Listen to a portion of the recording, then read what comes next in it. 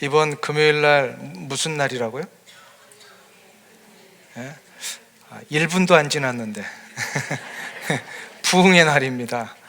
우리 또 마음에 잘 준비하셔서 꼭 부흥에 참석해 주셨으면 좋겠어요. 우리는 지난 2주에 걸쳐서 이 구원의 복음을 전하기 위해서는 제일 먼저 복음의 접촉점을 만들어야 한다. 그러니까 이제 복음 자체가 능력이기 때문에 선포되기만 하면 그 복음은 그의 영혼 속에 생명의 역사를 이룹니다. 근데 이 놀라운 생명의 역사를 이루기 위해서 우리가 전략적으로 그분이 잘 받아들이도록 우리가 이 복음의 사전 작업을 하는 것, 이 접촉점을 이루는 것, 굉장히 중요하다 그랬습니다. 이것이 되면 두 번째로 해야 될 게 이 복음의 능력을 믿고서 우리가 기회가 있을 때마다 이 복음을 선포할 수 있어야 합니다. 복음의 접촉점을 만들고 나서는 계속해서 선포를 해야 합니다. 자, 그러면 복음의 선포를 받아들인 자들에게는 어떠한 일이 일어날까요? 오늘은 이것을 한번 살펴보려고 합니다. 복음의 선포를 받아들인 자들에게는 어떤 일이 일어날 것인가? 오늘 본문에 의하면 우리를 올가매고 있던 죽음의 영향력으로부터 다 자유와 해방을 맛보게 된다는 겁니다. 이게 복음을 받은 자들에게 나타나는 혜택이요 축복입니다. 한번 따라하겠습니다. 죽음의 영향력에서 자유와 해방을 얻게 된다. 죽음의 영향력에서 이제 자유해진다는 거예요. 오늘 21절을 한번 보겠습니다. 오늘 본문 21절 우리 다 같이 합독하겠습니다. 물은 예수 그리스도께서 부활하심으로 말미암아 이제 너희를 구원하는 편이 곧 세례라. 육체에 더러운 것을 제하여 버림이 아니요 하나님을 향한 선한 양심의 간군이라. 아멘. 사도 베드로는 지금 구원의 문제를 이야기하면서 이 창세기에 나와 있던 그 노아의 이야기를 인용을 합니다. 그래서 노아의 이야기 속에서 우리가 너무나도 잘 알듯이 홍수에 대한 이야기, 곧 하나님의 물로 이 온 세상을 심판하셨던 그때의 이야기를 우리는 알고 있습니다. 근데 홍수 때에 물에 있는 자들은 다 죽었습니다. 그러나 유일하게 그 홍수의 심판 속에서 살은 자들이 있죠. 누구예요? 노아의 8 식구입니다. 이 노아의 8 식구는 어떻게 해서 살았어요? 방주에 들어갔기 때문에 살았습니다. 여기서 이제 베드로가 그 노아의 홍수 때의 죽은 자들과 살은 자들을 비교하면서 그게 영적으로 어떤 의미가 있는지를 지금 가르쳐 주는 거예요. 그걸 알려면 이 물이 무엇인지를 알아야 합니다. 물은 곧 심판의 도구고요. 물에서 건짐을 받아서 방주에 들어간 것은 구원을 의미한다는 겁니다. 그래서 홍수 때에 물에 있었던 자들은 다 죽었습니다. 그리고 방주로 들어온 자들은 다 살았습니다. 근데 다 살은 사람이 겨우 몇 명이요? 8명. 다 모든 사람들에게 이것이 오픈되어 있었는데 그 구원의 혜택을 누린 사람들은 겨우 8명뿐이었다 라고 하면서 이것을 이제 영적으로 이렇게 얘기를 합니다. 노아의 홍수 때의 물은 세례라. 세례라고 하는 것은 단순히 우리의 육체의 더러운 것만을 씻는다는 의미를 넘어서는 겁니다. 세례라고 한다는 것은, 세례를 받는다라고 하는 것은 바로 죄로 인하여 죽을 수밖에 없었던 우리의 영혼이 하나님의 그 놀라우신 은혜의 결과인 예수 그리스도의 십자가의 능력으로 우리가 죄 씻음을 받고 건져냄을 받아서 살게 되었다라는 겁니다. 이것이 바로 세례의 의미입니다. 그래서 이것이 나에게 이루어졌음을 많은 분들 앞에서 고백하며 이거를 의식적으로 행하는 것이 세례의식입니다. 노아의 식구 8명이 홍수에서 살아남은 것은 그래서 저들이 구원받을 만한 의로운 일을 해서일까요? 저들이 구원받을 만한 어떤 의로운 일을 해서 저들만 8명 유일하게 구원받은 걸까요? 아니죠. 어떻게 해서 구원받은 거예요? 방주에 들어오면 다 살리라 하신 하나님의 말씀에 순종했기 때문입니다. 이게 구원받는 방법이에요. 여기에 들어오면 다 산다라고 하는 하나님의 약속의 말씀을 믿고 거기에 순종해서 들어간 자들은 다 살았다라는 겁니다. 이게 지금 우리가 구원받는 원리를 그대로 가르쳐 주시는 겁니다. 구원의 방주이신 예수 그리스도 안으로 들어오기만 하면 다 구원을 받습니다. 이거를 누가 약속을 하셨어요? 하나님이 약속하셨잖아요. 그러니까 하나님이 이 약속을 하셨기 때문에 이 약속의 말씀을 믿고 그대로 순종하기만 하면 다 구원을 받습니다. 뭘 해서 구원받는 게 아니라는 거예요. 말씀의 약속에 순종하는 거예요. 그래서 사도 바울이 빌립보 감옥에 갇혔을 때에 그 간수장이 이 빌립보 감옥의 문이 열리고 이거 큰일 났구나, 이제 나는 나의 이 직무를 다 못했으니 나는 이제 사형감이구나, 그래서 막 죽으려고 했을 때에 사도 바울이 나 여기 있으니까 죽지 마라. 그때 이 간수장이 뭐라고 얘기를 합니다. 내가 어떻게 해야 진짜 사는 방법이 있겠습니까? 내가 어떻게 구원을 받을 수 있겠습니까? 이때 사도 바울이 뭐라고 얘기를 하십니까? 그 유명한 주 예수를 믿으라, 그리하면 너와 내 집이 구원을 얻으리라. 할렐루야. 그러니까 주 예수를 믿으라, 너와 내 집이 구원을 얻는다 라고 하신 이 하나님의 말씀의 약속을 그대로 받아서 순종하면 구원을 얻습니다. 그러니까 예수 그리스도를 믿으면 구원을 얻는다는 말씀과 하나님의 구원에 대한 약속의 말씀을 순종한다는 것은 같은 얘기입니다. 같은 얘기. 그래서 구원받으면 죄 때문에 당해야 될 우리 죽음의 문제를 해결합니다. 구원받으면 뭐가 해결된다고요? 죽음의 문제. 인생의 가장 심각한 문제, 죽음. 네, 죽음이 해결되니까 어떻게 됩니까? 옆에 분 죽음의 문제 해결하신 분처럼 보여요, 안 보여요? 죽음의 문제를 해결받으면 어떻게 됩니까, 여러분들? 뭔가 전에하고는 달라진 게 분명히 있을 거 아니에요, 그렇죠? 죽음의 문제를 해결받는다라고 하는 것은 뭐냐면요, 죽음과 이 어떤 사망, 이건 이제 죄와 다시 연결되는 건데요, 이 죽음으로 인하여서 우리가 얽매여 있었고 속박되어 있었던 모든 상황에서 우리가 자유하게 된다는 겁니다. 이게 구원받은 자 아주 놀라운 증거입니다. 그러니까 자유로우냐, 죄에 대해서. 죄에 대해서 자유로운 것은 나 뭐 죄 안 짓고 뭐 이렇게 그냥 나는 이제 이렇게 죄에서부터 막 구별돼, 이 정도의 의미가 아니라 뭐냐면요, 죄와 또 죽음 자체가 우리에게 주는 영향력이 있었어요. 그 영향력으로부터 이제는 우린 벗어났다라는 거예요. 그게 바로 뭘까요? 죄와 죽음. 죽음 하면 떠오르는 이미지가 뭐죠? 죽음, 두려움입니다. 죽음 하면 두려움이에요.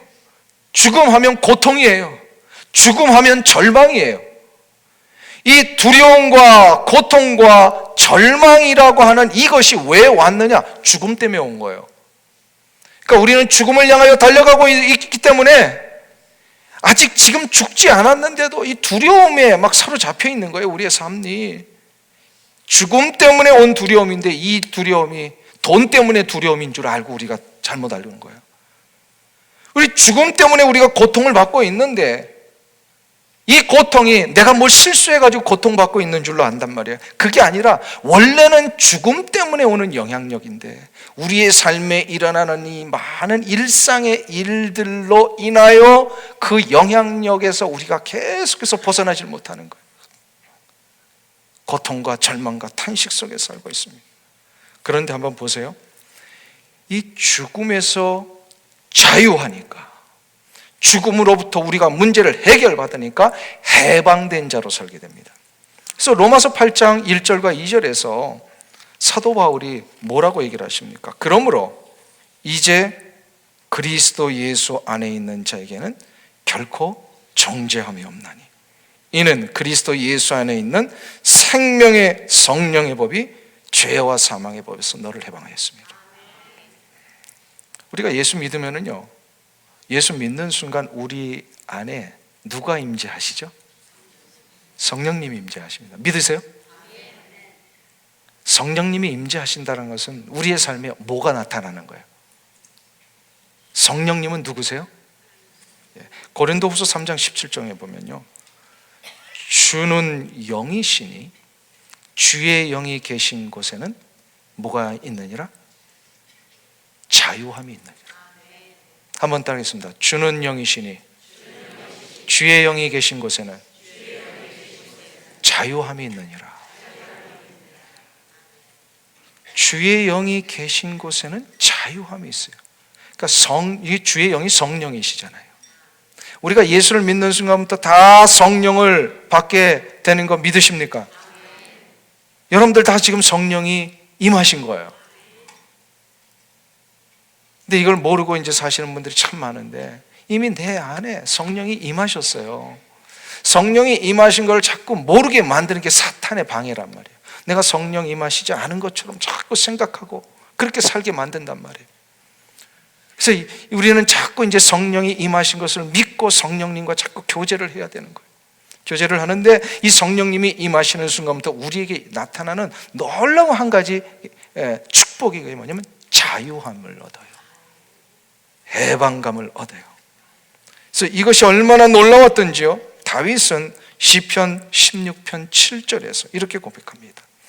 나를 훈계하신 여호와를 송축할지라. 밤마다 내 양심이 나를 교훈하도다. 밤마다 내 양심이 나를 교훈하도다. 여기서 내 양심이라고 하는 것은 원래 번역대로 다시 하면요, 나의 키드니, 신장을 얘기를 합니다. 우리 피 거르는 거 있죠. 우리 몸속에 이렇게 두 개가 있어가지고 피 거르는 거. 옛날에는 이 신장이요, 우리의 육체의 기관의 중심이라고 생각을 했습니다. 그래서 피를 공급하고 우리의 모든 생각이 거기서 나오고 감정을 조절하고, 그러니까 이 키드니가 계속해서 움직이고 있는 것, 이게 바로 하나님이 나를 붙들고 계시고 살려주셨고 모든 고통과 죽음으로부터 자유하고 있다라고 하는 사인이다, 그 뜻이에요. 근데 이 신장이라고 하는 이 단어를 양심이라고 개역개정성경은 번역을 했는데, 우리가 성경 바꾸기 전에 개역성경이 있잖아요. 거기는 뭐라고 번역이 돼 있어요? 오늘 일부는 개역성경 갖고 오신 분들이 있어서 대번 얘기를 하시죠. 심장이라고 표현을 했습니다. 심장. 나를 훈계하신 여호와를 송축할지라. 밤마다 내 심장이 나를 교훈하도다. 저는 이 심장이라는 번역이 원래의 성경의 뉘앙스를 더 잘 살린 것이다라고 생각을 합니다. 그게 왜냐면요, 이 심장이 매일 밤마다 나는 잠자고 있는데도 이놈의 심장이 저절로 뛰어요, 안 뛰어요? 안 뛰면 어떻게 되죠? 난 잠자고 있는데 심장이 뛰어주니까 내가 잠을 자고 아침에 일어나잖아요. 근데 이게 안 뛰어주면 어떻게 돼요? 편안하게 영원히 주무시는 거예요. 그런데 이 심장이 나의 의지와 상관없이 계속해서 뛰어주고 있는 거예요. 이거를 다윗이 지금 고백을 하고 있는 거예요. 나를 훈계하신 여호와를 송축하시라. 밤마다 내 심장이 뛰고 있는 것, 이것이 지금 하나님이 나를 구원하셔서 나를 붙들고 계시는 사인이다라는 거예요. 이거 안 뛰면 어떡하지? 이거 안 뛰면 어떡하지? 이런 고통과 절망과 두려움 속에 살면 그 사람 살 수 있어요, 없어요? 없잖아요. 심장 뛰는 거 안 뛰는 거, 이거 밤마다 지금 고민하면서 주무시는 분. 우리는 그 고민과 두려움에서 자유했잖아요. 그랬어요, 안 그랬어요? 이제 자유했어요. 거기서는 그 두려움에서는 해방됐어요. 이게 사인이라는 거예요. 우리가 죽음의 문제에서부터 해방되어 자유함을 얻고 해방되어서 놀라운 감격 속에 살고 있다는 이것을 하나님이 밤마다 우리에게 교훈하시는 거예요. 너는 해방받은 자다. 너는 자유한 자다. 이게 얼마나 놀라운 고백입니까? 그러니까 이제 우리 잠잘 때, 오 주여, 내가 자더라도 이 심장 뛰게 하실 줄 믿습니다. 아멘. 감사의 제목이 아니에요. 우리 교회도요, 이 심장에 이 기계 집어넣고 인공적으로 뛰게 하시는 분이 계셨어요. 그분은요, 제가 하는 말이요, 와닿으실 거예요. 심장이 뛰고 있는 거예요. 감사한 거예요. 감사한 거예요. 내 뛰게 하는 게 나의 의지로 되는 거예요? 아니요. 하나님이 나를 붙들고 계시니까. 하나님이 나를 붙들고 계시니까. 이 심장을 너의 의지와 상관없이 내가 붙들어서 매 초마다 뛰게 하듯이 그 심장으로부터 멈출 것에 대한 두려움과 절망과 안타까움에서 너를 해방했듯이 내가 너를 지금 죽음의 영향력에서 해방하고 있는 것이다. 이거 가르쳐 주시는 거예요. 할렐루야.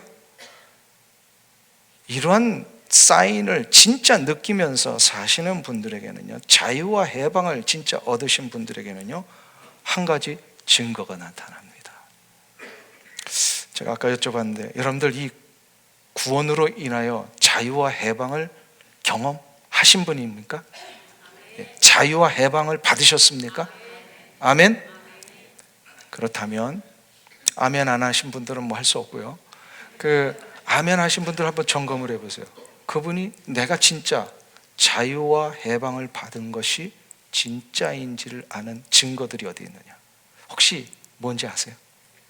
증거가 자유를 맛보고요, 해방을 한번 경험하면 어떤 현상이 먼저 나타납니까?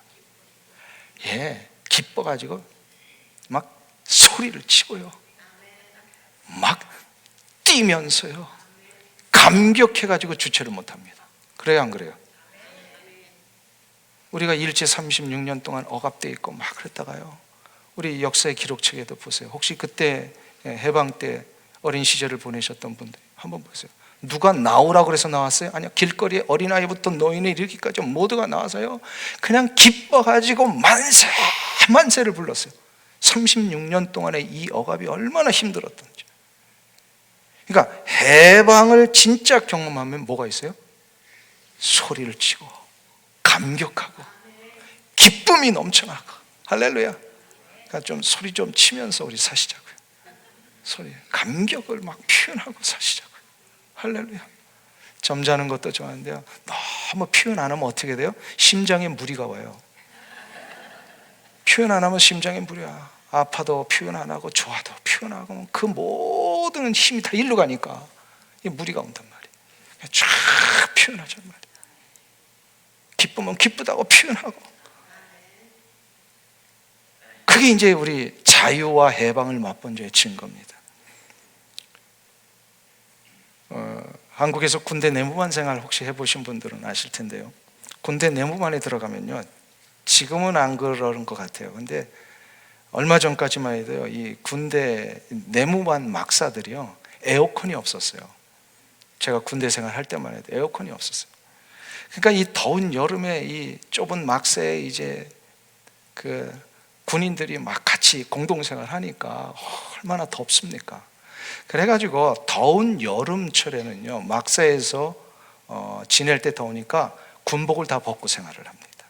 그리고 이제 부대에서 나눠준 군청색의 그 러닝 셔츠가 있어요. 그것만 입고 이제 지낼 수 있도록 다 허용을 합니다. 그러니까 군복을 벗으니까 뭐가 문제가 생기는 거예요?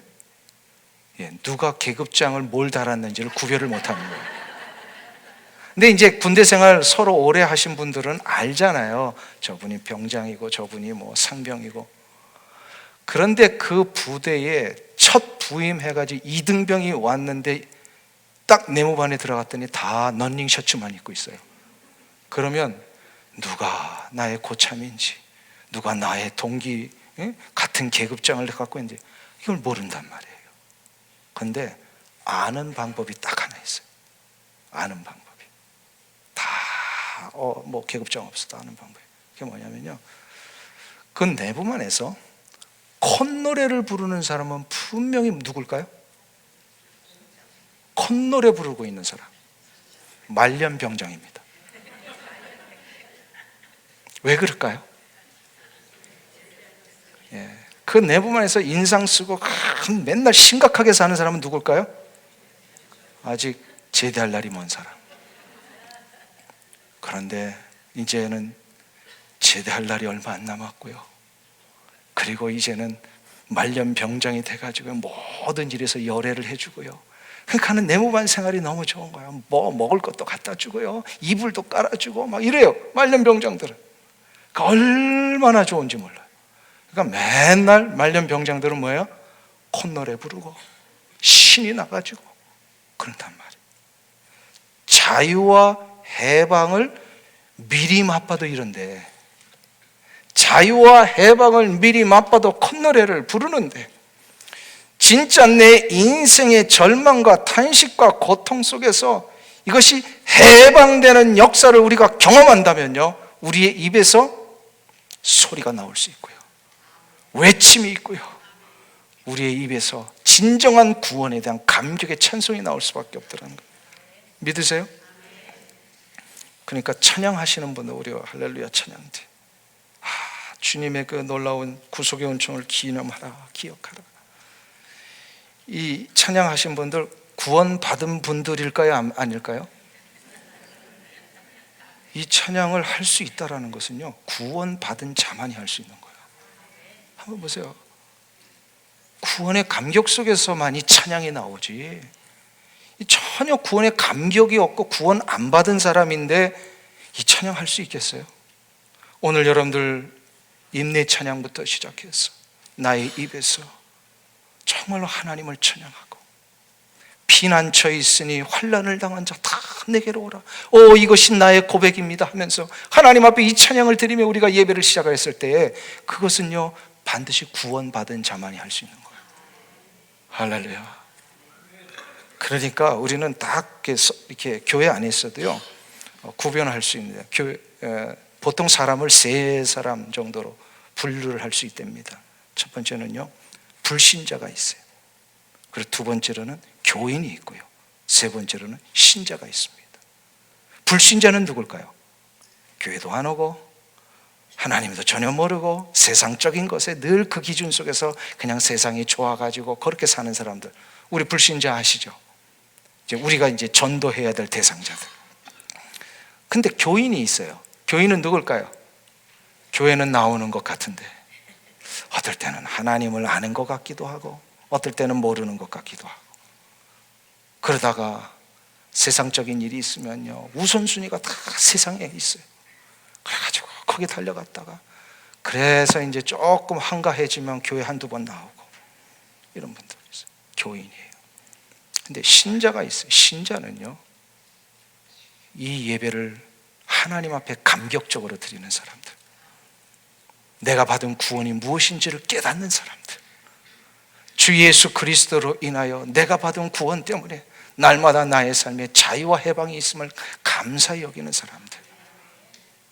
자, 1번 불신자, 2번 교인, 3번 신자. 자, 그러면 여쭤볼게, 한번 대답해 보세요. 이 1번, 교회도 나오지 않고 세상의 기준으로만 사는 사람들, 이 불신자, 죽으면 어디로 갈까요? 괜찮아요. 틀려도 돼요. 이 불신자는 죽으면 어디로 가요? 지옥 갑니다. 자, 그럼 두 번째요. 우리 3번에 있었던 신자, 구원의 감격 속에 자유와 해방을 맛보고 이것 때문에 날마다 기쁨의 찬송 부르시는 분이라면, 이런 신자는 죽으면 어디로 가죠?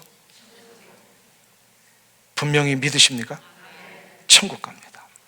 자, 그럼 2번이 지금 이제 남았습니다. 교인. 교회는 나오는 것 같은데 하나님을 어떨 때는 아는 것처럼 보이기도 하고 어떨 때는 전혀 모르는 사람처럼 보이기도 하고, 그러다가 바쁘면 세상적인 일에 우선순위 두고 달려갔다가 또 한가해지면 또 교회도 나오고 하고 싶은 거 다 하고 교회 나오면서도, 이런 사람들은 죽으면 어디로 갈까요? 예? 우리 오늘 할렐루야 찬양대가 대답해 주세요. 이 2번은 죽으면 어디로 갑니까? 그러면 여기 앉는 분들 중에 조금 섭섭하신 분들이 있는데, 이런 분들은 가봐야 합니다.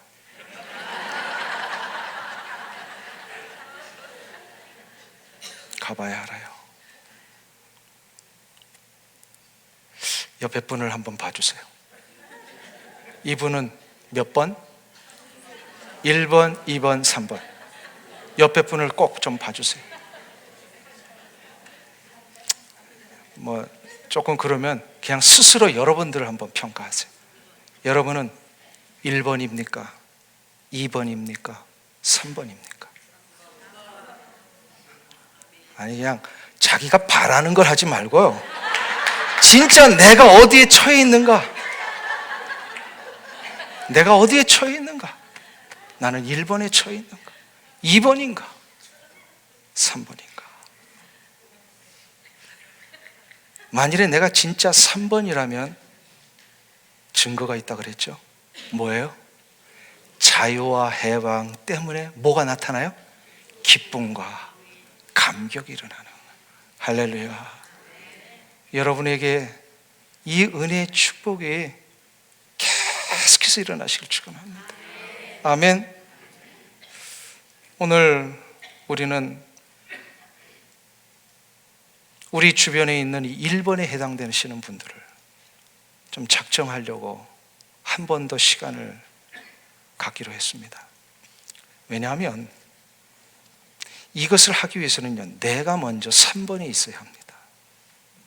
이 감격과 기쁨을 내가 맛볼 수 있어야만 이 감격과 기쁨에 아직도 들어오지 못한 자들을 안타까운 마음으로 초대할 수 있는 것입니다. 사랑하는 성도님 여러분, 오늘 여러분 주위에 혹시나 아직도 1번 가운데 있으신 분들 계십니까? 가족이 있으신지요? 친지가 있으신지, 아니면 많은 여러분의 주변의 사람들 가운데 그런 분이 있으시다면 오늘 한번 작정하셨으면 좋겠습니다. 우리 주보를 한번 보시면요, 이 나눠드린 카드가 있습니다. 우리 지난주에도 작정을 하셨는데요,